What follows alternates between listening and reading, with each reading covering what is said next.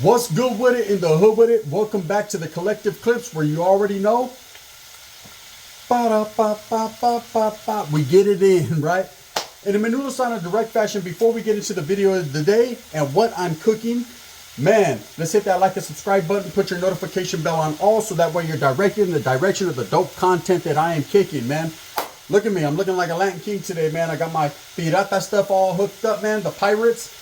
And you know what it is. I went and got me a new hat, so you know I had to throw the old school Pirates jersey on to make it happen. I appreciate all the support I'm getting. So today, I'm going to tell you a war story like always. Not necessarily a war. I guess we could throw some war shit in it. But I'm going to tell you about prison roll calls and exactly why they're done and what they mean.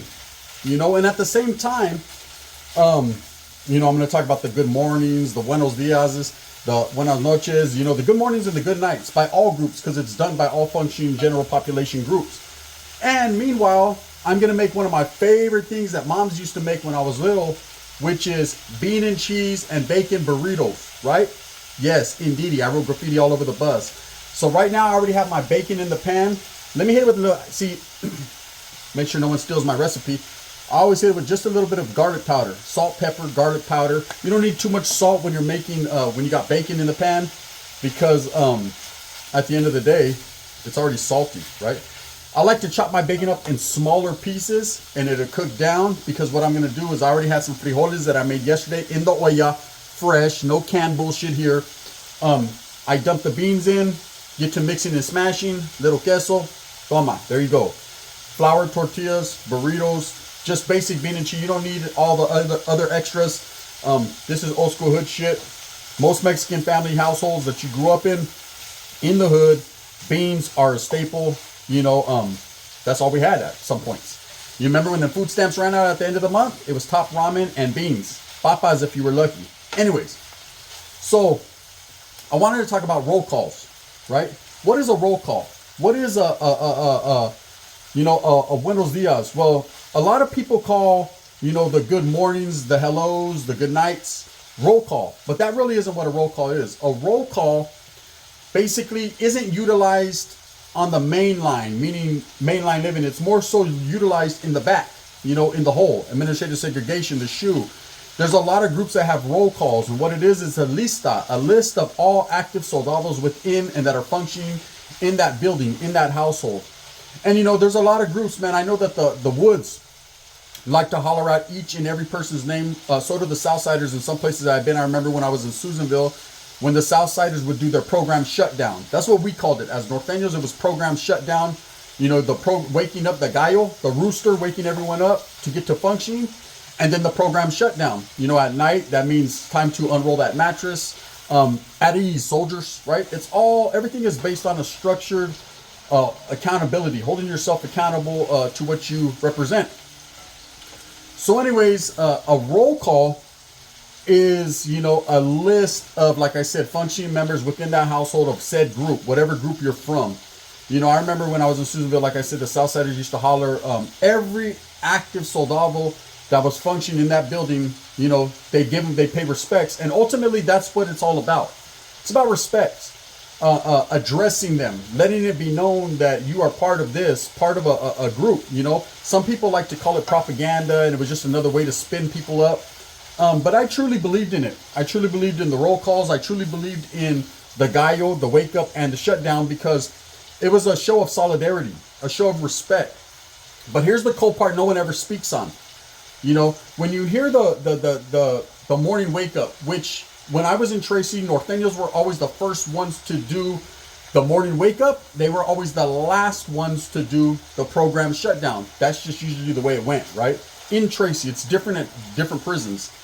I remember that a lot of the times, man, there was a lot of the cops, they tried to shut it down. Tried to say that if they caught you doing, you know, participating in the program shutdown or the wake up, you were going to get jammed up. You were going to get validated. That was another way to validate you, because you were showing that you were an active participant in a gang within prison.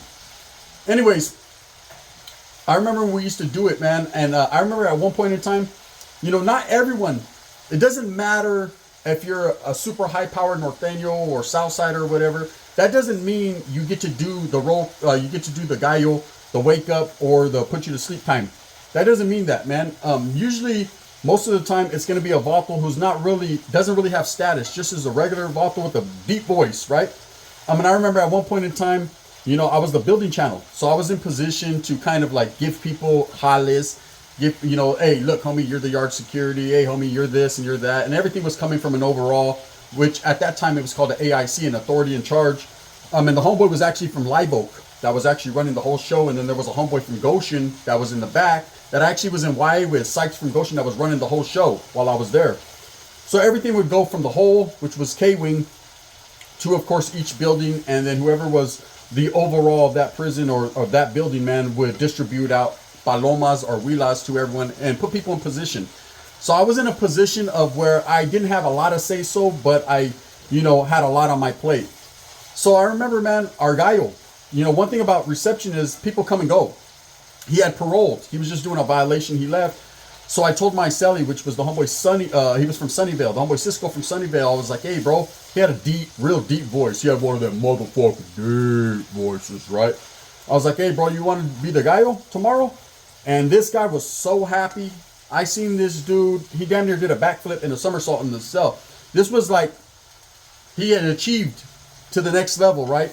He felt like, man, I'm doing it. I'm in prison. I'm doing the wake up. Shit, you know what it is. So I remember he did it for a couple days, man. And then, you know, we were in the front of the building. It's a very long building in Tracy. They're very long, stretched out buildings, 3 tiers. So they couldn't really hear him in the back. You know, I guess his voice didn't travel that far. So eventually we got someone that was in the middle. And one thing about the wake up or the program shutdown is it's a very thunderous, loud thing that gets done if you have a lot of soldados. And I remember at that time, man, when I was active, we were doing it, and you know that was about the time that, you know, the Northern Riders were actually starting to gain numbers, you know, in Tracy, and they had their own buildings. And while we would do our program shutdown or our Gaio, every other active group is very respectful of it. No one talks during it. Everyone's quiet. You know, you do your thing with your people, and then the next group. So it would go us, then it would be the whites, then it'd be the Crips, then it'd be the Sangres, right? And then reverse on the shutdown, you know, it'd be the whites, then the blacks, you know, the Kumis. And I remember, man, you know, when the Kumis were doing it, because it'd be like, so whoop, and, you know, that was their little thing. And then, when the Bloods were doing it, and then when the Kumis were doing it, you know, their shit was more militant based on like BGF style. For, you know, the brothers that were from the Bay Area, and then of course the Crips on Crip, Keyways, the Keyway brothers, and they would do their program shutdown, and of course the Woods would do theirs, and everybody kept it very respectful. That's one thing about your program shutdown, man. No one is to disrespect. Now I remember these Northern Riders, they were in different buildings, and they used to like to scream or yell, try to yell over us while we were doing our program shutdown. And that was just a form of disrespect. You know, they were anti activities, and, you know, anti whatever, you know, you had going on. They were anti that, man. And I don't blame them. You know, some of them felt disgruntled and didn't like, you know, active gang members. That was their opposition. You know, but one thing I learned, even with opposition growing up as a gang member, is you keep it respectful. You respect your opposition even more so. That's why when I see people banging on the internet and oh, Buster this and this and that, and, you know, I laugh about it, and I think that these guys weren't laced correctly, because anyone who's been around the block in the 6th floor riding on flats and who's laced correctly understands that you respect your adversary to the fullest, man. Respect is the only thing that matters, especially in prison. You know, being a gang member, if you have no respect, you don't have nothing. You might as well fucking chop your dick off, put in your ass, and just get to marching, because you a fuck boy, right? So anyways, I'm going to tell you about what happened with this one brother, man, that actually, you know, I don't know if you got to understand, when it comes to the brothers, man, they're more so street gang members rather than prison gang members. So they play by a different set of rules, man. And a lot of the youngsters that come in that have never been in prison, they're a little flamboyant, a little wild, man. You know, until they get an OG or they hit a level 4-yard or a 3-yard, they figure out real quick exactly what the program is. Because yes, the blacks function at a high level, at an elite level, just like everybody else, man. I hate when these motherfuckers tell stories about the brothers, man. Oh, they weren't doing it like this or they weren't doing it like that. Hey, they were doing it. You know, they did it how they did it, and everyone else did it how they did it, and that's it. Everyone's not the same, and everybody's not too different, if you read between them lines. This bacon is looking fantastic. Bacon takes a little while to cook down. I like to make sure it's nice and crispy before I hit it with the frijoles. I got my frijoles right here in my little Tupperware. Ooh, they smell bomb. Fresh frijoles. Can't go wrong, right? A little chile. Shout! Anyways, let me throw a little pepper in here while I'm doing this. So anyways, this brother comes, man, and he was from a gang in Stockton called 44 Gs, right? And townhomes. And one thing about 44 Gs is I've known these guys, a lot of these guys since YA, man. A lot of them were CXIVers. In fact, a lot of people like to believe that the Crip 14 movement was started by cats out of fucking Stockton, you know, Crips out of Stockton. And it might have been because there was a lot of them. More so, there was a lot of CXIVers from Northern California, the NC car, Northern Crips, rather than Southern California, which were considered the LA Crips. Even though there was Crips from San Diego, you know, you got the 40s in San Diego, you know, getting real sporty. Shout out to them. You had, you know, everyone always considered them the LA Crips because that's where it started. So anyways, this guy was from the NCs, the Northern Crips, and he had just got in there. He's a youngster. He liked to yell on the tier over people and be a little disrespectful. And his people were checking him. But at the same time, they were so deep at this point in time because, you know, Tracy is basically the reception to the valley, or was before they shut it down. So you would have a lot of people from Stanislaus County, San Joaquin, people from Sac would go there. You would have all the way from Madera, not Fresno, they would all go to Wasco, I believe. But all the way from about Madera to, I'd say about Sac, you'd have a lot of guys going to Tracy, you know. Then you'd have guys from all over the place, Southerners from LA that just happened to get caught up north and whatever. So anyways, the program was functioning as usual. And this guy gets there, and of course he's being a little loud, and he's a first termer of fish, meaning that this is his first time in prison. And don't underestimate the lockdown situations and what's around you, what's going on, because it's different in every prison. There's a lot of people that get to reception and they happen to stay there 2 or 3 months and they get used to that program. They get comfortable, right? You can't do that because depending upon your points, who you're affiliated with, and your age, that's going to determine ultimately where you're going to end up. And it's going to be a totally different program than reception. It always is, right? Especially if you hit a 180 design or a 3-yard 270 design, it's going to be a lot different. You know, there's a lot of lifers, people that's their pad, humps. And like I said, respect. If you don't have that, then they're going to chop you off at the knees. So anyways, this cat comes, he's a little loud. And I remember telling my celly, the homie from Sunnyvale, like, damn, bro, this Africano right here, he's going to get fucking twisted, bro. I can see it already, but it's not my room to speak on it. Basically, we could talk amongst our own and say, fuck, this dude's heading for a wreck. But it's not, you know, not with our people. Unless he disrespected one of us, it doesn't matter. You can't disrespect outside of your car, you know. You do that and fuck everybody. That's just the way it goes, man. There ain't no talking when it comes to disrespect. You know, it's someone's gonna get faded. That's it. And in Tracy, there was no hands-on. I mean, if you can catch someone slipping, come out the cuffs and get them on a movement, do your thing. But it was pieces, man. It was removals, and every time we barely went to yard and reception because every time we did, somebody got removed. It was a constant thing of people getting removed. You know, anyone that's been to Tracy, they'll tell you, unless they were on the main line there, which at that time I believe was Z or X Storm, and they were having car shows and doing all kinds of wild shit over there. I never got that. Never got to do that, but. So anyways, this guy gets to, the white dudes are doing their shutdown. Very respectful, man. And there was probably about 30, 40 white boys. You know, they're pretty thick. And they're doing their little program shutdown. And this guy starts hollering during their shutdown. I had never seen this, ever.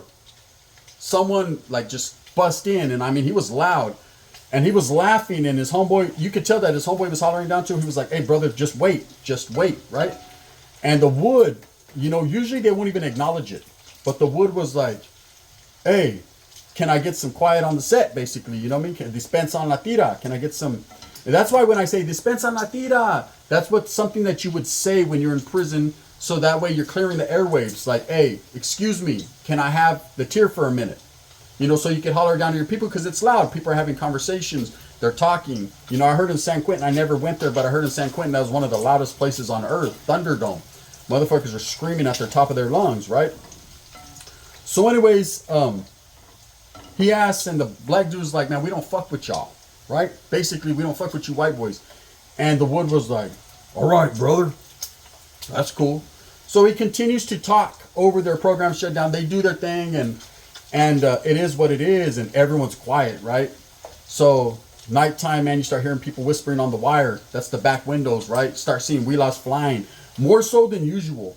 See, usually when it's program shut down, when it came to the Norteños, that means all household business is to be put away. All household business is not to be conducted after said certain time. It's program shutdown, meaning you don't have to function like that from this time to this time till you could roll your mattress up again in the morning and get to the business. You know, during that time, you could kind of chill with your celly, and, you know, if you're on a main line, you can watch TV, and, you know, you don't have to do that. Now, that doesn't mean the fucking gangbanging stops. That doesn't mean the shit, a clock in your head goes off. You know, a lot of the times that's when you handle your business. You make your pieces, you know, burn some candles, do whatever you got to do. You know, people like to get high, get in the spoon, or whatever you got going on. It's up to you. This particular night, Wheelock started flying, right? And I just did a video on the documentary the other day, Troy Kell. This was a Troy Kell situation, only no weaponry was used. Thank God for that black dude, right? What happened was, in reception, when you first get there, they're going to pull you out to go to medical. Okay? And as far as everybody having on everybody on site, that's not the way it was in Tracy at this particular time. It was Southerners and Northerners were kept in different buildings. And of course, that was an on-site thing at that time. This was pre-end of hostilities, all that. It was funk, right? Everybody knew in a reception, man, North and South was going to get off. You know, I don't care if you get off for 3 months straight and then go to a main line and you guys are all good there in that main line. There's respect. That's just the way Tracy ran, you know? And I knew that going there several times. So anyways, when you go to your medical, they'll lock you up in like this big cage. It's kind of like a yard. And you sit there and you wait, as they call them, one by one. They started to put you in little cages later on, but this is pre that, right? And so the whites would be huddled over here, Northerners over here. They would never take North and South at the same time. And then the blacks. Well, they happened to bring, well, the wheelhouse went flying that if this black guy was seen out there, didn't matter what white boy seen him, you know, he had to get checked in a vicious fashion for what he did. Now, they weren't really concerned with starting some conflict between black and white. That's all the time. So it kind of is what it is, you know. And let's just say, man, that day, I remember that guy went to go get some blood drawn or whatever, and 3 white boys went out there with him, man. It was 2 brothers and 3 white boys and an Asian cat and I think a couple Northerners. And the black dude didn't come back, right? Neither did them white dudes. They went to K-Wing, and he stood at the infirmary right there, camped out. They fucked them off real bad. You don't disrespect anybody while they're doing their program. You don't impede the progress of some other group's program. You learned that a long time ago. That's 101, prison politic 101, right?